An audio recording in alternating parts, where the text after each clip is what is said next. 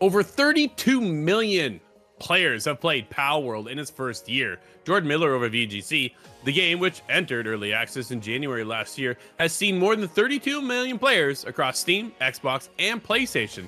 Pockerpair has announced earlier this year, developer Pockerpair provided an update on the game's upcoming roadmap. According to the studio, it will continue to update the early access version of the game with features such as co-op crossplay, a final boss, an ending scenario, world transfers for pals, and more. Michael, dude, I know you're a big Palworld player. How's this it for you?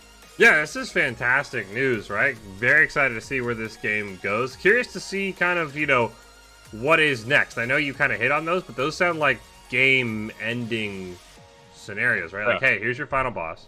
Here's your story wrap-up. Okay, and then what, right? Are we going to get into DLC? Are we going to get into another game?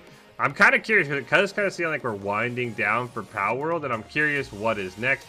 How long are we in early access for? Because technically we're still in early access game. Exactly what does that mean?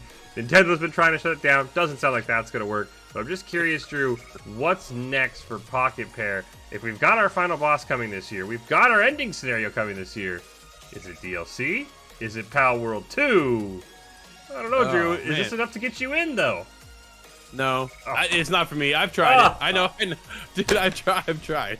I really have tried. It's just, it doesn't click for me. There's so many other survival games that are out there that appeal to me that are much more my style. Fair. But Michael, when is 1.0 come out? When does that release?